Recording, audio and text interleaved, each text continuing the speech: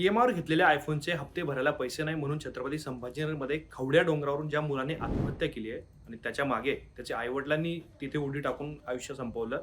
या सगळ्या प्रकरणामध्ये एकामागून एक कांगोरे आता समोर येत आहेत. कारण ज्यावेळेला तो मुलगा त्या खवड्या डोंगरावरती चढलेला होता, त्याला वाचवण्यासाठी पोलिसांनी, त्या मुलाच्या आईने आणि त्याच्या वडिलांनी अतोनात प्रयत्न केलेले होते. आणि आता ज्या माध्यमांमध्ये बातम्या सर्क्युलेट होतात त्याच्यामध्ये असंही सांगितलं जातं, की त्या मुलाच्या आईने स्वतःच्या गळ्यातलं मंगळसूत्र काढून फेकलं, की आता तुझी इच्छा आहे तर आपण तुझ्या वडिलांसोबत राहणार नव्हतो. आपण दोघं वेगळे राहूयात. असं सुद्धा विनवणी त्याला केलेली होती. तिसगावचे जे सरपंच होते त्यांनी त्यांच्या खिशातला आयफोन काढून त्या मुलाला देण्याची तयारी केली. त्याची आर्त हाक सुद्धा त्यांनी त्या मुलाकडे दिलेली होती, की "हा माझा आयफोन तुला घे, पण तू मागे." त्याच्या वडिलांनी सुद्धा त्या आपल्या मुलाला वाचवण्यासाठी वेगवेगळ्या प्रकारच्या क्लुप्त्या तिथे लढवल्या, पण सगळ्या अपयशी ठरल्या. त्या डोंगराच्या खाली जाळी लावण्यात आलेली होती, की जर तो खाली पडला, तर जाळीवर पडला तर त्याला वाचवता येईल. असे अनेक प्रसंग जे आहेत ते समोर येत आहेत आणि ज्यावेळेला त्याने खाली उडी टाकली, त्याचे वडील त्याला मागे खेचण्यासाठी गेलेले होते. परंतु त्यांचाही तोल गेला आणि त्या मुलासोबत ते वडील सुद्धा त्या खवड्या डोंगरावरून खाली दगडावरती आदळले आणि त्यांचा तिथे मृत्यू झाला. आता आपला पती आणि आपला मुलगा त्या डोंगरावरून खाली पडल्याचं पाहून त्या माऊली असलेल्या त्या आईचं सुद्धा एक प्रकारे तिला ती भीती वाटते आणि तिने सुद्धा त्या दुःखामध्ये तिथून खाली उडी टाकलेली. पण या घटनेमध्ये काही महत्त्वाच्या गोष्टी आता समोर आलेल्या आहेत. कारण जो तरुण किंवा जो मुलगा त्याने तिथून उडी टाकली, कशासाठी तर iPhoneचे ई-एम-आयवरती त्याने जे काही iPhone घेतलेला होता, त्याचे हप्ते भरण्यासाठी. पण ज्यावेळेला त्याने iPhone खरेदी केलेला होता, तो iPhone मिळावा या हट्टासाठी तेव्हा सुद्धा तो त्या डोंगरावरती जाऊन उभा राहिलेला होता. त्यावेळेला सुद्धा त्याची गोष्ट किंवा त्याचं म्हणणं ऐकून घेण्यात आलेलं होतं. आणि हा जो कुणाल नावाचा मुलगा आहे, त्याला 10वीच्या परीक्षेमध्ये 92% इतकं त्याला यश मिळालेलं होतं. म्हणजे तो हुशार होता. तो नीट परीक्षेची तयारी करत होता. त्याचे वडील MIDCमध्ये ट्रान्सपोर्ट या क्षेत्रामध्ये काम करतात. त्याचा जो मोठा भाऊ होता, त्याचं काही वर्षांपूर्वीच अपघाती निधन झालेलं होतं. त्यामुळे त्याचे आई-वडील जे आहेत म्हणजे मुरलीधर चांदगुळे आणि संगीता चांदगुळे यांना तो एकुलता एक मुलगा होता. आणि ज्या वेळेला त्याने खवड्या डोंगरावरती जायचं ठरवलं, की आता आपल्याला असा काही निर्णय घ्यायचा. त्यावेळेला त्याने घरच्यांना त्याचं लोकेशन पाठवलं, की मी खवड्या डोंगरावरती चाललोय आणि माझं आयुष्य संपवायचं असेल असं त्याचा जो काही प्लॅन होता, त्याने तो घरच्यांना कळवला आणि ते समजताच त्याचे आई-वडील आणि त्याचे नातलग जे काय असतील ते खवड्या डोंगरावरती त्यांनी धाव घेतली.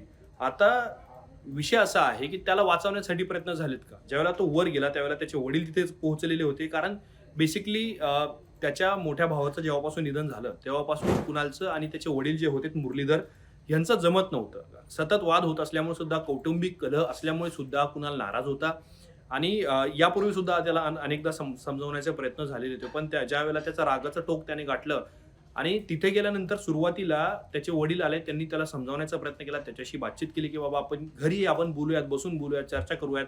पण तू असा टोकाचा निर्णय घेऊ नको." पण वडिलांबद्दल त्याच्या मनात जो आकस होता, की जो राग होता, तो संपण्याचं काही नाव घेत नव्हता. म्हणून पोलिसांनी काय केलं, तर त्याचे जे वडील होते मुरलीधर यांना खाली पाठवून दिलं. म्हणून ते काय त्या खवड्या डोंगरावरून खाली गेले. आणि मग असं सुद्धा माध्यमांमध्ये वृत्त आलेलं आहे आणि पोलिसांनी सुद्धा सांगितलंय, की कुणालचं मन बदललेलं होतं. तो मरणाच्या दारातून बाहेर येणार होता. तो तिथून परत फिरणार होता. पण त्यावेळेला अचानक काय घडलं, हे सुद्धा पोलिसांनी माध्यमांशी बोलताना सांगितलं, की त्याची आई आणि कुणाल हे एक दुसऱ्यांसोबत बोलत होते आणि कुणाल जवळपास त्याचं मन बदललेलं होतं आणि जवळपास तो त्या ज्या कड्यावर उभा होता, त्या कड्यावरून तो आईकडे येणारच होता. पण तेवढ्यात त्याचे वडील आले आणि पुन्हा ते समजावण्याचे प्रयत्न सुरू झाले. तिथून त्याचं कदाचित डोकं एक प्रकारे तो रागाच्या भरात त्याने परत तिथेच थांबण्याचा निर्णय घेतला का?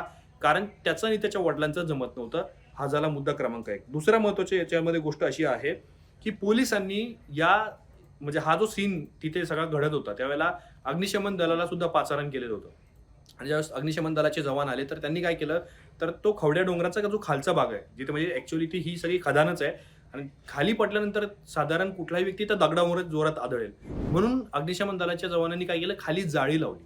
म्हणजे जर तिथून तो खाली पडला, तर तो जाळीवर पडेल, त्याला खाली लागणार नाही, त्याचा जीव वाचवता येईल. पण ज्यावेळेला ती जाळी लावण्यात येत होती, त्यावेळेला कुणाल खाली बघायचा आणि ज्या पद्धतीने ती जाळी लावली जाते, ती जाळी बघून त्याचं स्थान तो बदलून टाकायचा. म्हणजे जर तो इथे उभा आहे, खाली जाळी आहे, तर तो थोडासा तिथून लांब जायचा. म्हणजे जर खाली पडला, तर ती जाळी तिथे पोहोचू शकणार नाही. अशा प्रकारचा सुद्धा तिथे गोष्टी घडलेल्या होत्या. असं पोलिसांनी सुद्धा आता त्यांच्या तपासातून आता अनेक गोष्टी समोर येतीलच.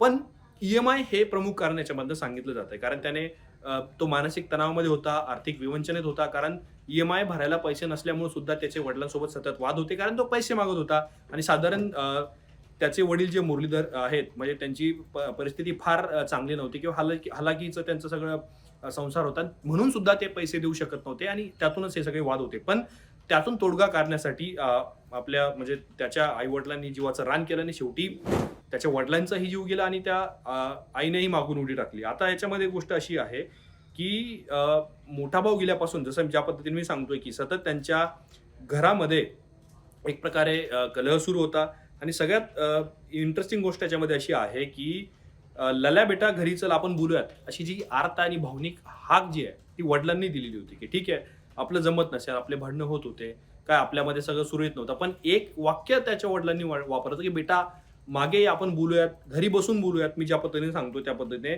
तर केवळ आईकडून समजूत काढण्याचे प्रयत्न झाले, की आईने तर खाली डोकं टेकवलेलं होतं, की "मी तुझ्यासमोर माझं डोकं ठेवते, की तू तिथून मागे ये.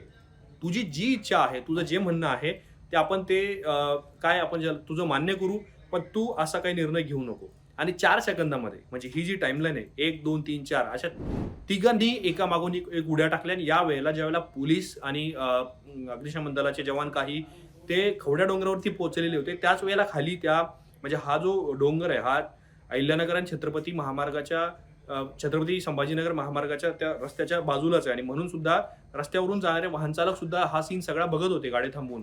आणि त्याच वेळेला जे स्थानिक नागरिक आहेत म्हणजे वाळूज, पंढरपूर, बजाजनगर हा जो भाग आहे तिथून सुद्धा लोक तिथे पोहोचलेले होते, की असं काहीतरी तिथे खावड्या डोंगरावरती घडतंय. आणि ज्या वेळेला ह्या सगळ्या गोष्टी घडल्या त्यावेळेला पोलिसांनी अर्थातच आता तिघांचे मृतदेह ताब्यात घेतले.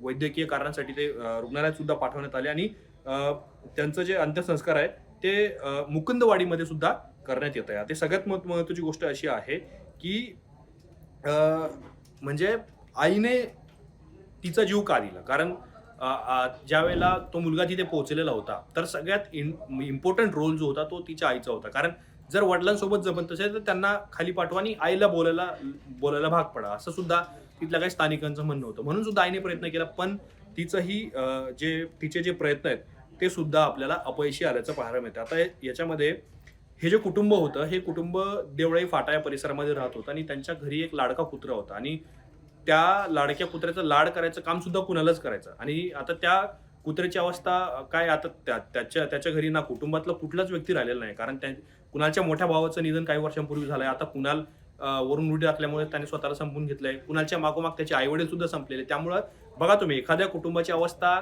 एखाद्या निर्णयामुळे काय होते, हे सुद्धा याचं ज्वलंत उदाहरण आपल्याला इथे दिसतंय. आणि सगळ्यात महत्त्वाची गोष्ट आहे, ज्यावेळेला कुणालने ठरवलं की आपल्याला उडी टाकायची म्हणून त्याने काय केलं, आपल्या हातातली घड्याळ काढून फेकली, मोबाईल काढून फेकून दिला. त्याच्या चांदीची साखळी होती त्याच्या गळ्यामध्ये, ती सुद्धा त्याने काढून फेकली. म्हणजे त्याने ठरवलेलंच होतं का, हा सुद्धा महत्त्वाचा होता. पाऊण तास तिसगावच्या सरपंचांनी त्याची समजूत काढण्याचा प्रयत्न केला. स्वतः सरपंच तिथे गेलेले होते त्या गावचे. तर तेव्हा सुद्धा त्याने एक प्रकारे समजूत काढण्यात त्यांना अपयश आलं, की त्याने समजून घेण्यास एक प्रकारे नकार दिलेला होता.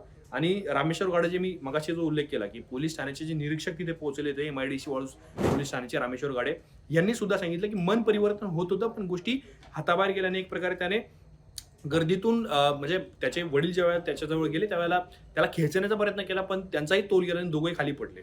अशा पद्धतीची तिथे घटना सगळ्या घडल्या होत्या. अर्थात आता सोशल मीडियावरती या संदर्भातले अनेक फोटोज, व्हिडिओज किंवा अनेक स्टोऱ्याज व्हायरल होत आहेत, की या घटनेतले नेमके कांगोरी काय आहेत. आणि सगळ्यात महत्त्वाची गोष्ट की ज्या खवड्या डोंगरवरून यात म्हणजे तिघांचाही बळी या सगळ्या प्रकरणामध्ये गेलाय, मुलासोबत त्याच्या आईवडिलांचा.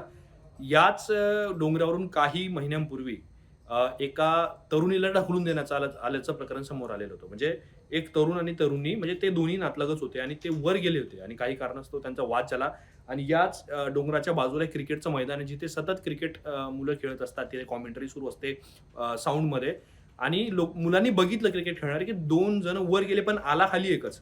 आणि त्यावेळेला सुद्धा तरुणीची तिथे हत्या करण्यात आलेली होती, त्याला वरून ढकलून देण्यात आलेलं होतं. त्यामुळे आता हा खवड्या डोंगरचा जो तिसगावचा जो आपण ज्याला म्हणूयात की तो डोंगर आहे, तो सुसाईड पॉईंट म्हणतोय का, हा सुद्धा महत्त्वाचा प्रश्न आहे. पण या सगळ्या प्रकरणामध्ये आता पोलीस तपासातून कुठल्या गोष्टी समोर येणार हे सुद्धा पाहणं अत्यंत महत्त्वाचं ठरणार आहे. सोशल मीडियावरती जे काही व्हिडिओज, फोटोज व्हायरल होत आहेत, तुम्हाला या सगळ्या प्रकरणाबद्दल काय वाटतं आणि एकूणच हे खवड्या डोंगरचं प्रकरण, त्या मुलाची आत्महत्या आणि सोबतच त्याच्या वडिलांची आणि आईने सुद्धा त्यांचं आयुष्य संपवून घेणं, याच्याबद्दल तुमच्या प्रतिक्रिया आम्हाला कॉमेंट बॉक्समध्ये नक्की सांगा आणि असेच माहितीपूर्ण व्हिडिओ पाहण्यासाठी मुंबई तकच्या यूट्यूब चॅनलला सबस्क्राईब करायला विसरू नका.